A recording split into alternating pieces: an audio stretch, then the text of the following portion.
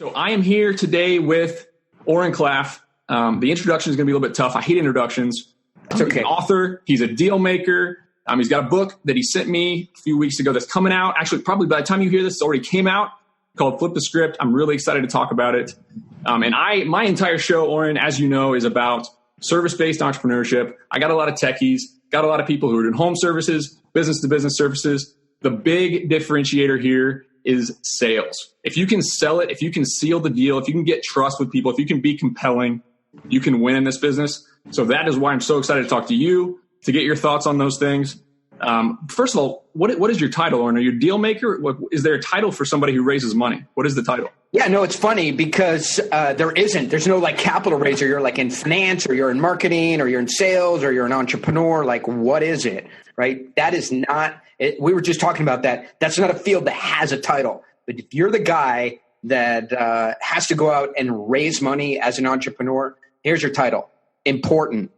I love it. I love it. So let's talk about the main point of Flip the Script. Your previous book, Pitch Anything.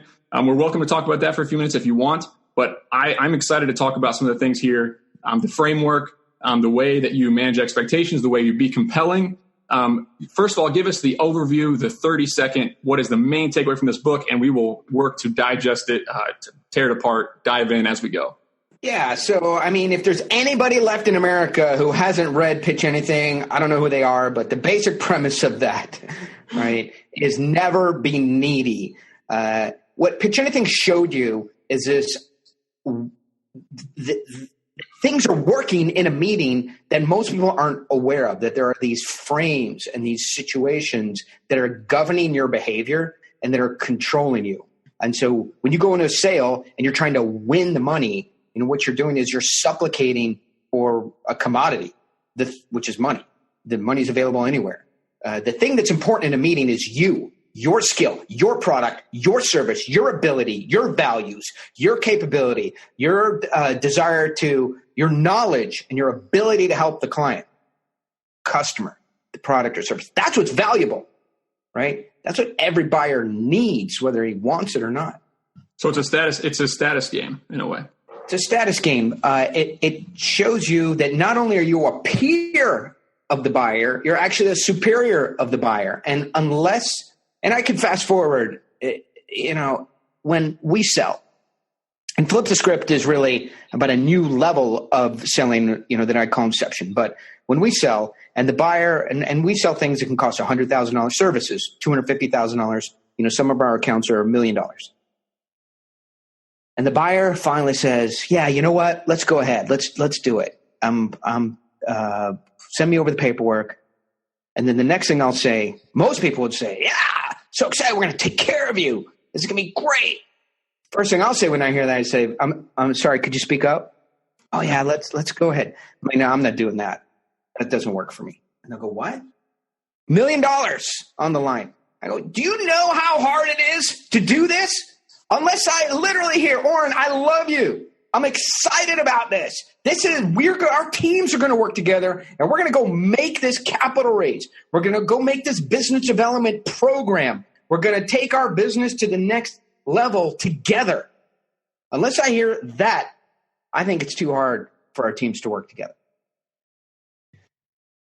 So so you're managing that expectation of you're going to deliver. You want them to be excited about it. You want them to want to work with you. That's what you're framing these meetings. Yeah, because I think today and then I think that brings you into why Flip the Script was written and produced. Because today sales has totally changed, even from when I wrote Pitch Anything. And by the way, we're not talking about selling something for $400, $1,200. Sort of once you get above $5,000, you get into $50,000, $500,000, $5 million. As any entrepreneur will start to escalate through, right? And hopefully one day you'll be able to use the words 50 million or 500 million. I get on the phone all the time with guys worth $500 million. It's just, every other day occurrence. And so unless you progress through 50,000, 500,000, 5 million, 50 million, 500 million will be your next challenge. But the way things work today is that buyers are really trying to get the features, the benefits, the price, and the basic proposal or contract from you. And then they go, anchor that. And they go, great, be right back. Maybe never. And then they go take that proposal and they go, can I get it in China? Can I get it for less? Can I get it for free somewhere else? And then there becomes this bake off or this search for something like you. And you are part of being a programmatic buying process.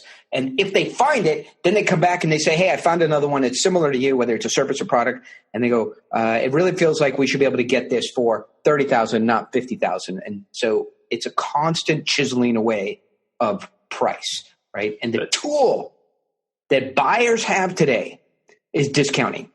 Get to the end of the meeting. Hey, so what do you think? Is this something you'd be interested in? Do you have any questions?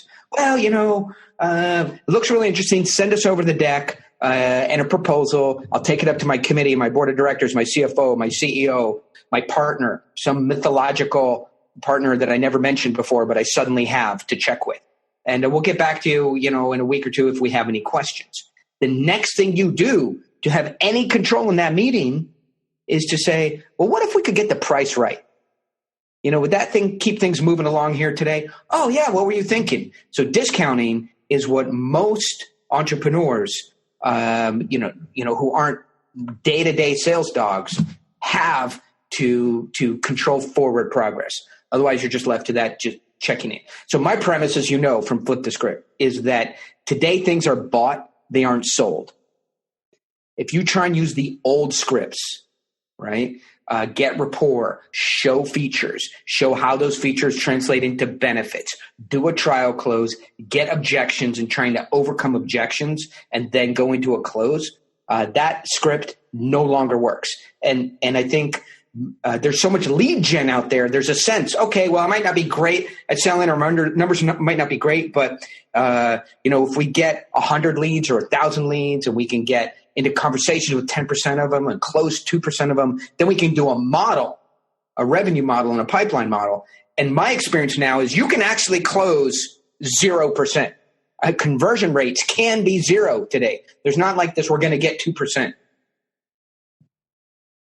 I love it. So yeah, go on. You're about to talk. Yeah, no, I was just going to say, and I've used this a couple times. I sort of have this vision of all these companies. They're like these hikers on Kilimanjaro, K2 or Nepal who lost their equipment and they've been stuck up there for a couple nights and they used up all their supplies and they're walking down on ice, but they're dying of thirst.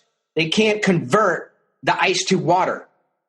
And there's 7,000 companies that provide lead gen, lead automation, marketing automation, AI, lead nurturing, data enrichment, data polls, funnels, funnel hacking, reverse funnels, up funnels, down funnels, sideways funnels. Leads are not the problem.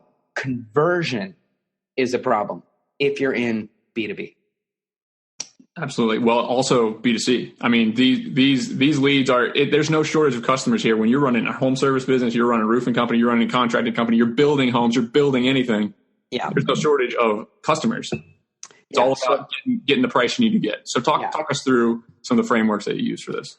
Well, I think in Flip the Script, we can start there. It's incredibly useful. And again, in Pitch Anything, we showed how important status was. If you come in, and just to revisit that quickly and say, hey, so nice to meet you.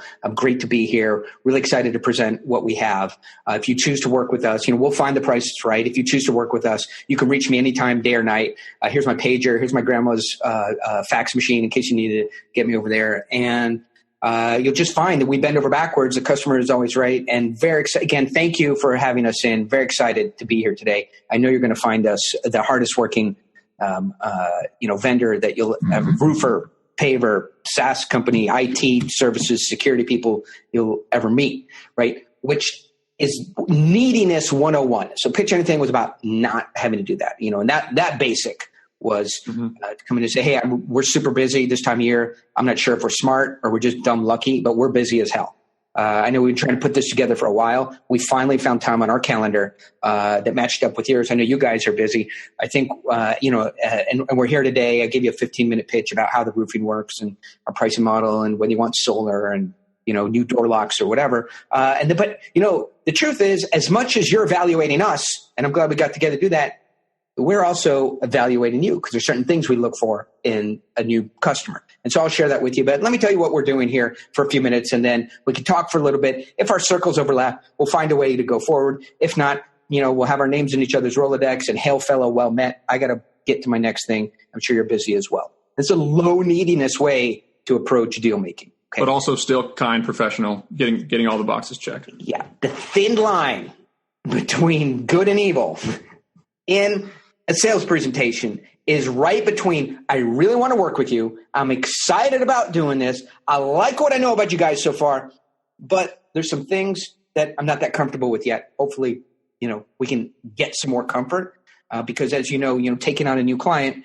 that's going to be recurring business, that we're going to dig a ditch for, or, do whatever, do a roofing or do SaaS for software or security patch or whatever is a long-term thing. We, as much as you want to know you're getting a business, we want to know that we're getting into business as well. So with low neediness and pricing or making sure the client really understands that you're not supplicating to them, and then then you can move into differentiation and that kind of thing. So Flip the Script to me was really about our sales now.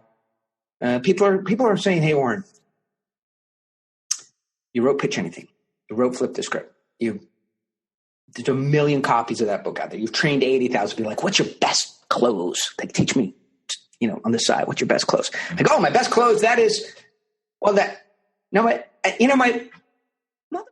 I don't have a close because I haven't closed anything. So, and I realized, and that was the gestation of Flip the Script is our deals now close. The buyer goes, so, how do we get started? What's the next step? That's when it closes. And so I tell this story, not long ago, guy comes in, we pitch him to $30 million deal. And he leaves and goes, and we're like, that was a good pitch. We should win that and everything. 65 seconds later, comes back into the office. We're like, that's never good because usually it means they went to their car, opened the glove box, got a gun, and they're coming back in. Never want that to happen. All right, so he comes back in, goes in the conference room, and he writes a check, writes like a huge check. He's like, hey, let's just get started. And we're like, looking at this check, and it's like, what is this? We don't, there's no contract. We don't know what this amount is for, but, we're not dumb. Like, I take the check, and we go cash in. Now we're in business. And this just happens over and over again. Like, we're in business with people because it's their idea that they want to work with us. They can't think of another option, or the other options aren't relevant to them anymore. And they go, let's move forward. So that's what the book is intended to create. And it's called Flip the Script because the old scripts are just painful and useless. Though people are still using them. I mean, salespeople, most salespeople are bad today because there is a enormous reliance on all this digital stuff and lead gen, right? And if anything, they're watching the free videos and the free stuff, or reading the Tom Hopkins and the Zig Ziglar, and that stuff was developed, really in the early 50s. And then every salesperson wrote the thing on the right. They looked at the sales writer or the sales guru on the right. They wrote what he wrote in a different way, but it is always just rapport, features, benefits, trial close, objections, overcome objections, close, discounting. And that stuff is not going to get you anywhere. So, I thought about it, and I thought at the beginning, where do we win and lose deals? And that starts with, not with rapport, right? Making the customer like us. And I do this all the time. I have to catch myself unless I commit to not doing it. It's like, oh, you like fishing? I like fishing. You like racquetball? I love racquetball. You snowboard? I love snowboarding. Oh, you have a kid? I got two. I have a kid. What sports does your kid play? Oh, he plays lacrosse? I'm like, yeah, my kid plays lacrosse. Why did I just lie? No, he doesn't. Okay, so rapport. But and by the way, where are you based? You're in somewhere low cost. I'm all over the place. I travel everywhere. I'm in Athens, Georgia right now, living up. Okay. All right. You're in Athens, Georgia, in your mom's basement. That's terrific. Yeah. I really know how to book these podcasts. Amazing. So when you come to Southern California, come by here. Right. We have a corporate finance office. You walk through here. It's really funny. So guys will be here for like a day on a meeting, and they'll open a door and they'll look through it and they're like, oh, what just happened? like I'm in an alternate dimension because I have a workshop, just like a car show, with guys welding, and like 30 motorcycles back there, and guys with tattoos and beards, and basically, a welding garage. And they're like, I just walked into another business. So but it's all my motorcycles. And so I love motorcycles. I have some of the iconic motorcycles that were on magazine covers and won races, and they're, one of them's a $250,000 motorcycle, which is, hard to get. And so invariably someone will always go, oh yeah, you like motorcycles, right? When I was in college, I rode a Honda CB360T, right? To like make the motorcycle rapport connection. I'm like, oh, that's great. You rode the world's shittiest motorcycle while you're in college delivering pizza. What does that have to do with my magazine cover, Rob Report, world class, Meekham's auction, $250,000 motorcycle, right? Nothing. So when you try and find the relatedness, even if you have it, many times goes sideways, backfires. So that's not what really works. Instead of that is at the beginning of a sale, a meeting, a transaction, a business social situation, to talk to someone in the language of their business, as you read in the book, is really step one. So because they're going to classify you as an insider or an outsider.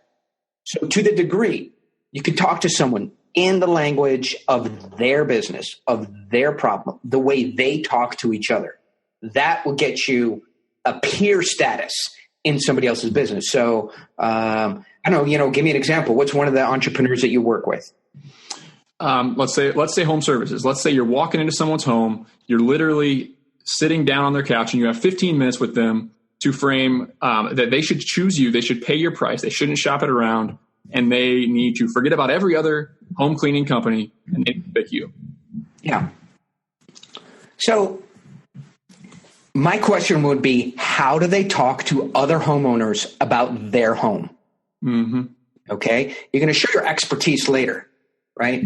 And so, say, really looks like the kitchen has become the living room, for the home. I see you must have a lot of mouths to feed. There's 2 refrigerators. I see, 2 of the boys, it looks like they're off at college. The other ones are playing sports. This is not relatedness. This is, you're not trying to get rapport. You want to talk to them in the way that they talk to the other homeowners. I give you sort of a B2B example, the way we think about it. So, and we win and lose deals on this basis. Semiconductor company comes in, right? And they say, hey, we need help raising money, and, we want to get $10 million. We're doing some fabless semiconductor. And if I say, yeah, I see that you're working on a 0.001 micron semiconductor, and you've got a 10% speed advantage on the AMD chip and probably a 2 years lead time with the IP, and it looks like you filed patents, 27345 through 347, and that's going to give you that 2-year runway to get that pricing advantage of 3 to 4% in the market, which is growing at a 15% CAGR, right? And they go, yeah, that's how we think about it. Now they know I'm an insider. That's not a lot. That's 35, 50 words. But they know I speak their language. If I can't do that, I'm an outsider. So number one, I feel like today you have to be able to speak somebody's language, or otherwise they just going to go, okay, you have nice services, but I'm going to try and find somebody better, cheaper, and to have more certainty about. So I feel like that has replaced rapport is relatedness. You understand them. You understand exactly what they need. You understand their business. Yeah, you're classified as an insider, not someone that they met who does, home services or roofing or something like that. It's somebody who really speaks their language. And that chapter 2 really shows you in Flip the Script how to speak somebody else's language. So I like that about it. And the goal again is to drive this presentation so at no point you go, so that's what we have. I think I could do it for, we could get this done for $5,000 or $25,000 or whatever it is. What do you think? Is it something like to start with? That immediately triggers somebody to go, it sounds good, write it up. We'll talk amongst ourselves. Our son is a roofing expert. We really want to run it by him because he worked roofing, for a summer while he was at Stanford. And did you see, you're too young, but did you see the movie M. Night Shyamalan's The Village? No, I haven't. All right.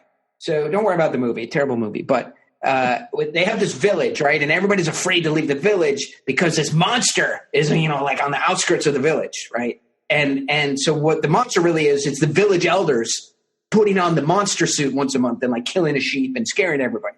That's what the committee, the CFO, my partner, my son, my son who graduated from Stanford.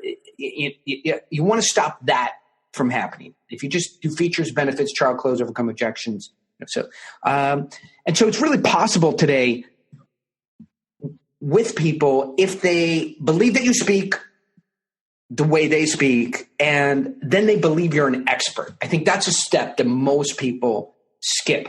I'll give you a millennial example. These millennials. Always up my jock. Okay, so I'm trying to get some kind of video codec plugin that we need for our video production. I mean, I'm fairly technical. Like if you don't upload to Instagram at 60 frames per second, it needs to be 59 seconds and 59 milliseconds. I mean, it's got to be at 60 hertz, certain frame rate. And so we're just looking for a codec to convert our existing videos, right? And so I'm talking to the SaaS company that supposedly does that, and I'm messaging the guy, right? And I go, and he's saying, yeah, we do that. That's no problem.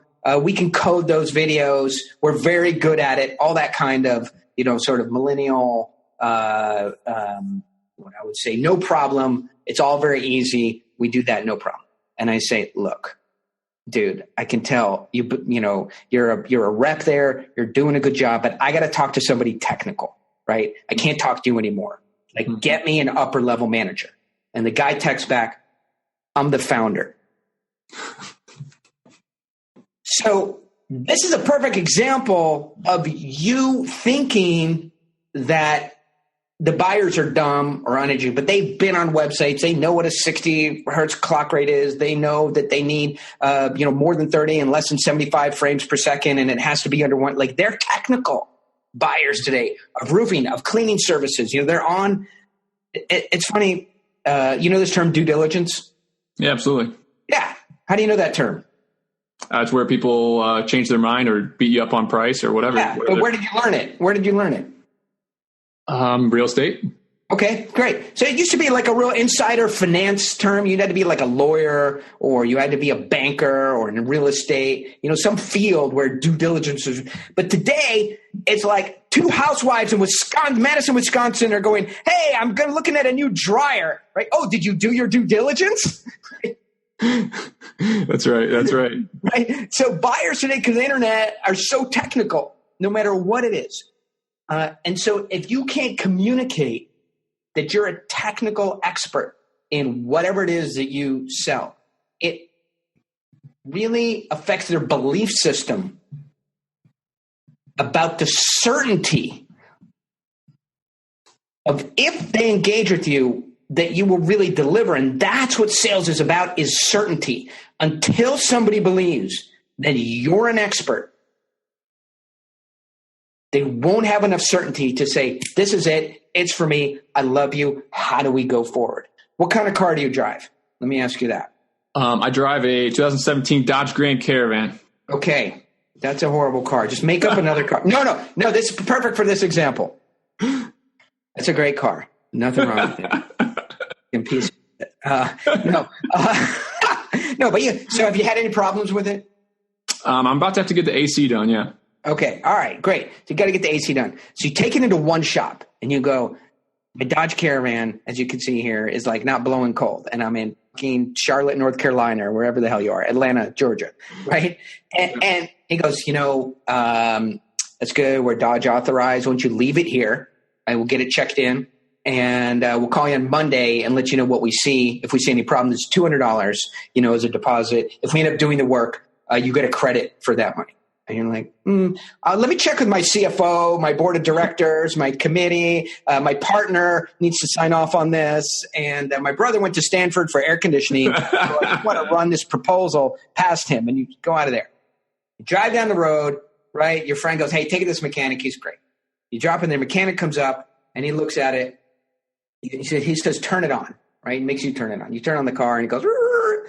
He goes, Yeah, this is a 2307C fan belt. It's probably spinning at 60 cycles. What we find is in the later model 17s, they didn't actually get the fan belts from the Michigan factory. They were imported from China because they ran out. So there's about 200,000 of these cards. We see like 10 a day. We keep about 50 of these fan belts on stock. Look, if you drop this off here, we'll get the fan belt. I can also hear that it needs our charging. And I see that you've got a drip there, which is always on these Dodges. They're not torquing the rear to the correct amount of Newton meters. We do this fix like 1,000 times every month.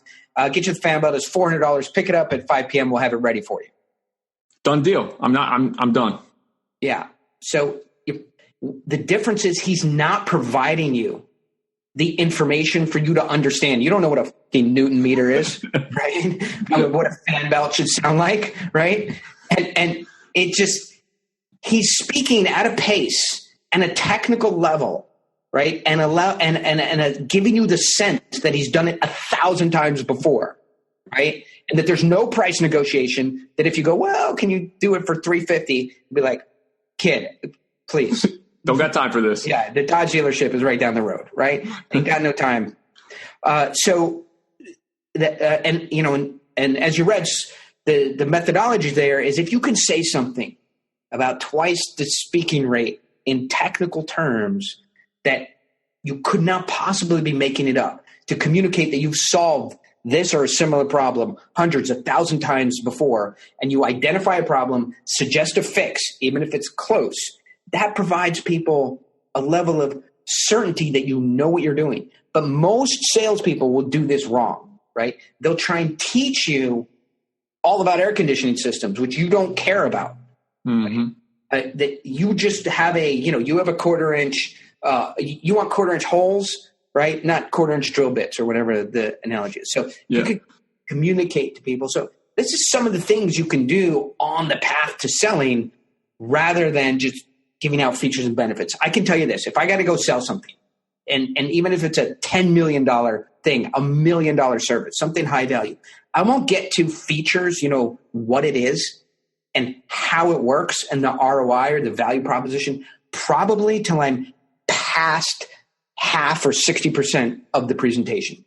Definitely don't start out with that stuff until somebody believes that you're an expert, that you're an insider, the high degree of certainty that you can deliver on the problem, and that as what you probably talk about next is that the world is changing in such a way that most people who even try and solve this aren't qualified to do it. Right? So if the mechanic really wanted to twist the knife, he would say, ever since the CARB, the California Auto Resource Board or whatever, issued Regulation 27C, it became illegal to drive a vehicle that weighs more than 3,500 pounds without the 2019 AC blinker thing, right?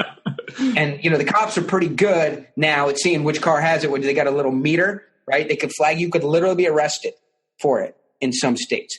Like that is, things have changed. There's a new way of doing things, and if you don't know how to do things in the new world order, the way things are working now, you definitely are a danger in your business, or in your home for things not working out. Now, this is not the old, light a fire and sell them fire extinguishers.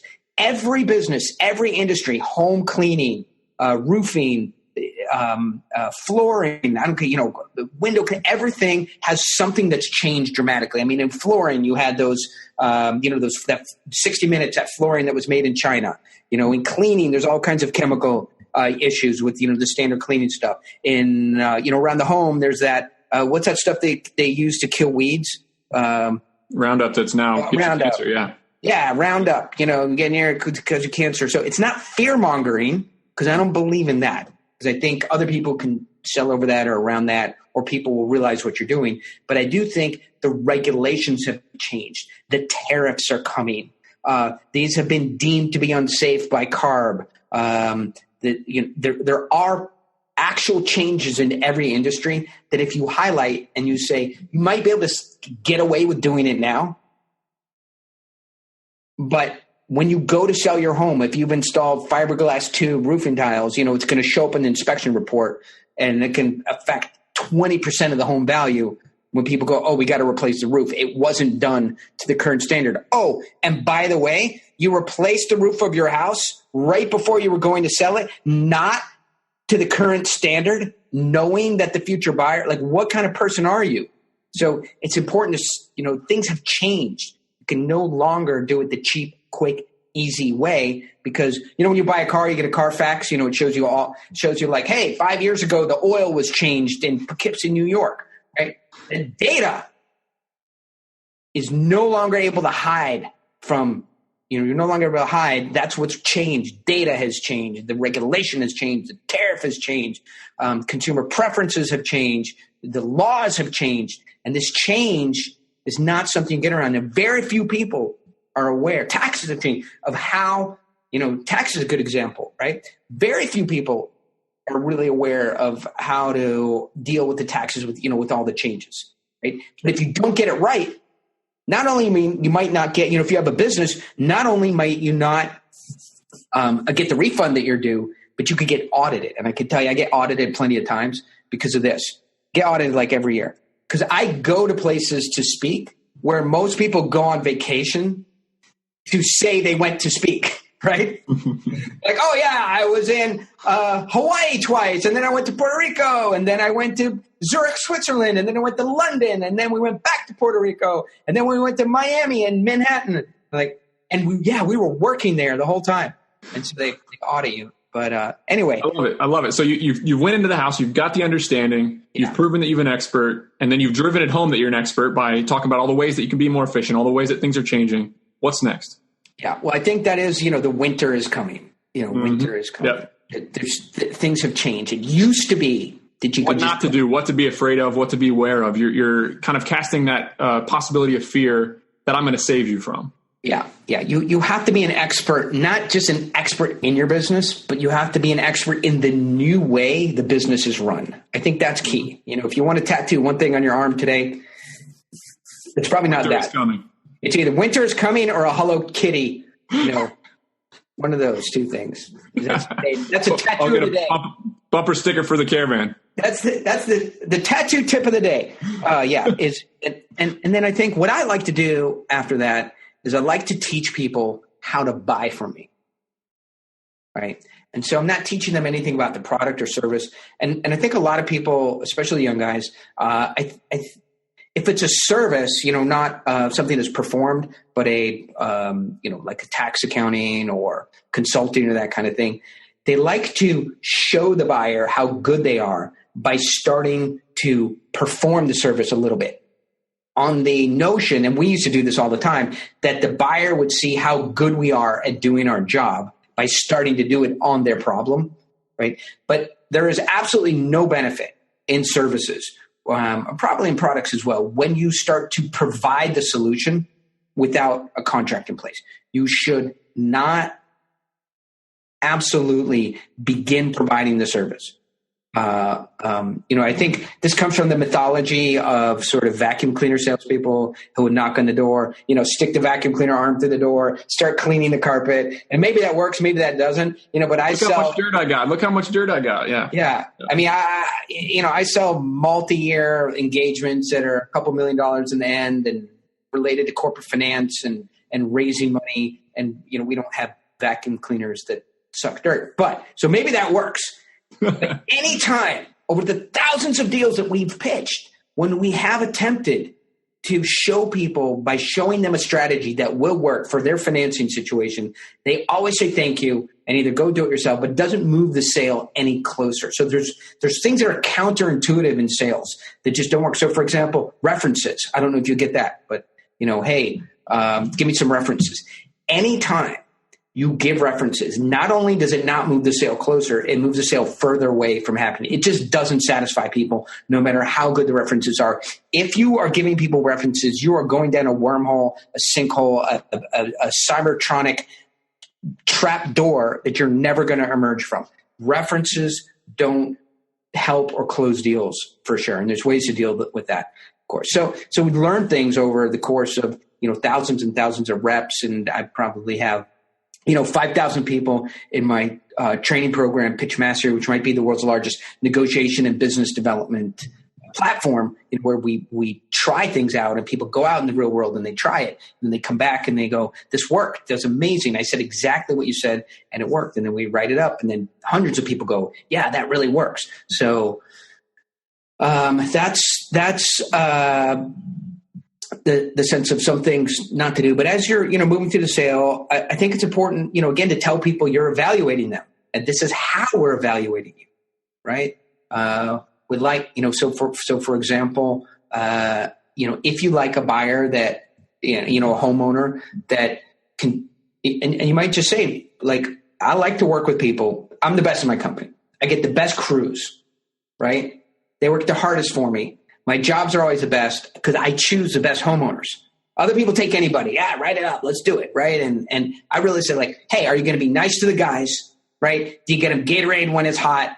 Do you leave them to do their work? And and you trust them to do it professionally and all this kind of thing. So I get the best guys because they know my jobs are right. The reason my jobs are the best because I really evaluate the homeowners. So I'm trying to evaluate you and seeing if you're absolutely right. I mean, the problem in these services are that every customer is not for you. You don't want the customer that's going to complain about the price. You don't want the customer that's going to expect unnecessary things from your crew.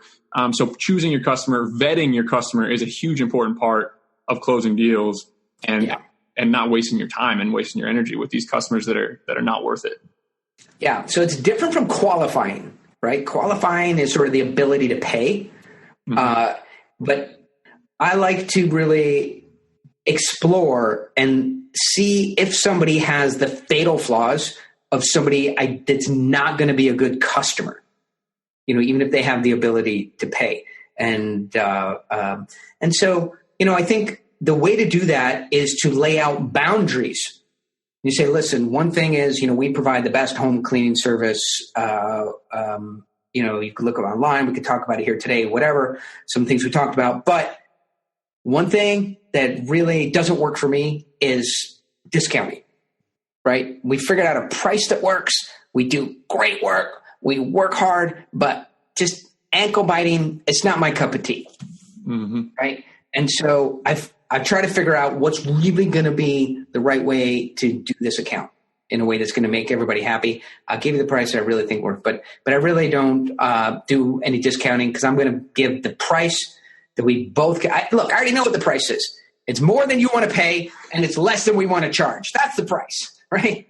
So between there, I promise you, once I write it up, you're going to look at it and go, that's about what I thought it was. Totally fair. It'd be right down the middle. If you look at the price, right, and you go, what the hell is this? We're not right for each other, right? And you're not the customer I want to be working for. Yeah. And some of the other things is, I'll tell you, as I wrote in the book, I like to tell people, here's how you fail in this kind of project, right? You choose a vendor that hasn't done 1,000 homes before. You choose somebody, that heavily discounts because they show they really need the business. You choose somebody that'll spend 2 hours in the home with you. Like, I'm here for 30 minutes, guys, right? I got to talk as fast as I can just because I got to do as much work as possible because I'm here for 30 minutes. We're extremely busy, right? And so a lot of people don't realize, and, as I said in the book, it's nice to show people counterintuitive ways that they never thought of that they could fail. I love it.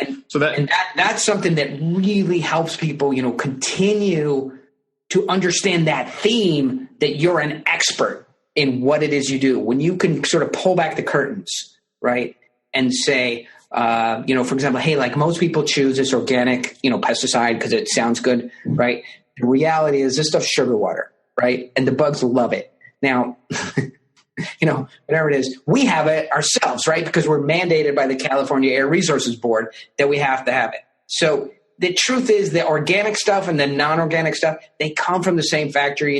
I've been there, I've visited it. They come from the same mixing bowls, right? But the inorganic stuff or the non-organic stuff is half as much and it works, right? And it's got the same safety rating. See this here, 27B706 right over here, 27B706. It got the exact same safety rating, right? And so I like to put that on my jobs. Now, on the other hand, this stuff here can kill a moose at 10 paces, right? Never get that near your house.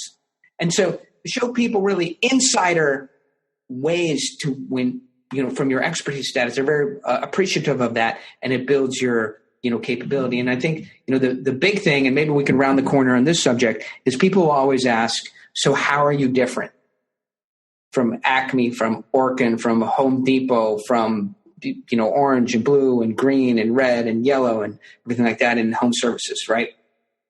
And so that's a trap. That's a beta trap that you could just step in. Oh, here's how we're different.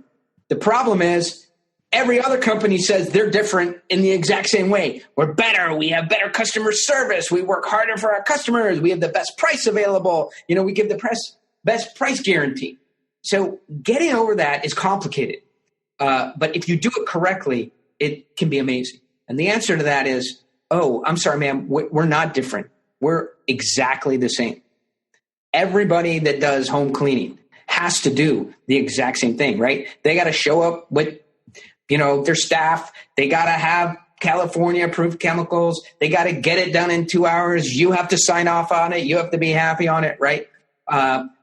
If you're looking for the absolute, generic home cleaning, I give you the names of 3 of our competitors. They'll do it for you, right? I know John who works over one. I give you his name and just tell him to do it. If that's what you're looking for, is the absolute minimum basic, dust and white, right? The thing is today, there's so many toxins in the home. Maybe 1 out of 100 cleaners really understand where those toxins lie. And they have a signature heat map for this house here is called a, 3-bedroom, 2-bath, unit 7A. We have a map of this area. We've got this profile. We have a heat map of where the toxins collect, right, from data. So very few have a data lens on house cleaning. So if you just want, every house cleaner has to do the same thing, right? If you just want one of those guys, it's like $99. I'll give you the name of John, go do it. But today, there's so many toxins circulating. The HVAC systems recirculate it, everything like that. Unless you have a heat map built on data from this community, these air maps and this location, you cannot completely clean a house. That's what we do. I love it. You're driving the expert status home to where they're not, I don't even want to shop. It's done. It's a done deal. Yeah. And so now that's why people go, hey, Oren, how do we work with you? By the way, I don't clean homes. I would love to. Can you make $6.5 million a year doing it? Because I'm in. Because the work I do, it's super fucking hard to make all that money. I love it. So I'd love to keep diving into this, but I know your time is limited. Yeah. I do have one question for you before we head out. You had a son, Asher. Yes. 5 years ago, you went from the biggest deal maker, the biggest badass, grabbing life and just getting after it. Yeah. How did that change everything? I had a son that was born 3 years ago. I had another son 2 years. That's just now 2 years old. He's just now starting to talk to me. It really puts things in perspective. I try to preach on the Sweaty Startup, the balance, right? It's not just about life. It's not just about business. How did your life change? Give us your opinion on how you guard your time, whatever you want to talk about. No big deal. I was living on in the Hollywood Hills on Sunset Boulevard. My wife worked in fashion, or my girlfriend then worked in fashion. We were going out with models, I would just say, every night. Any story or rampage or rant or rave that you've read about, in Hollywood Hills of the last 10 years, Oren Klaff was there, in the middle of it. Literally, Britney Spears moved into, I lived on a compound, 2 houses, and we rented the other house to Britney Spears for 3 months while she was recording whatever video. And Steven Dorff would be standing, be like, hey, we talk for motorcycles. And, I'd go and Dustin Hoffman would be at lunch and he'd say, hey, can you pass the salt? And I'd go, hey, Dustin, I'm kind of busy with the salt right now. I'll get it to you later. I'm done with it, mother. And, I owned 1,000 motorcycles. I had a warehouse. Not 10. Not 1,000 motorcycles, and was going out with, well-known, famous MotoGP motorcycle racers, and I'd be out with the, as often as not as you read, with the drummer from the Scorpions. And the stories flow. The stories flow in here as well. So the deal at the end, by the way, Oren, I'm not going to ruin it for the readers, but I mean, I stayed up a little past the bedtime to finish the book. Oh, awesome! That's great. So let me see, and then Asher. Yeah, and then we had our baby, and now I go to hockey games, and I go to CrossFit every single day, and I'm running, and I'm refreshing the page of my book to see what ranking it is, and it changes your life. So it doesn't make your life better or worse, but it changes it completely. And so now you have to embrace. So, and it took me a while. I'm like, having a kid, that won't change me at all, right? When you come here, you see, I have 30 motorcycles back there. I haven't ridden in 5 years. From the day he was born, I'm like, I have a baby, it'll be the same.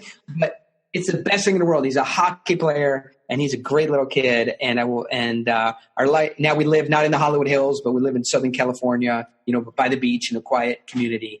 So you shift the things. You can hear me. I'm not a Johnny Milquetoast, right? And but you shift the things you're passionate and intense on into other things that are sustainable for a family lifestyle. So congratulations on your boys. That's incredible. Hey, congratulations to you, Oren. I know your time is extremely valuable. If you had to put a dollar figure on it, I'm just. Oh yeah, you owe me $1 million. You owe me $1 million, I'm coming to collect. I'm coming to collect. When you hear like a noise outside at 2 a.m., you're like, honey, it's fucking Oren. I think Oren is actually here. I'll give you a ride in the caravan if you come by. We'll go have a beer. I'll take it. I love all kinds. I appreciate you coming by, man. I know that this stuff's going to make a big difference for the people that are just starting out, just trying to sell, get out there, get out of their comfort zone. The books are awesome. I really appreciate all the work that you put in. And thanks for stopping in and making time. I'd love to talk to you for another hour or two, but I know you got some important stuff to do. So sweaty startup rules. Hey, thanks, Oren. Talk to you soon.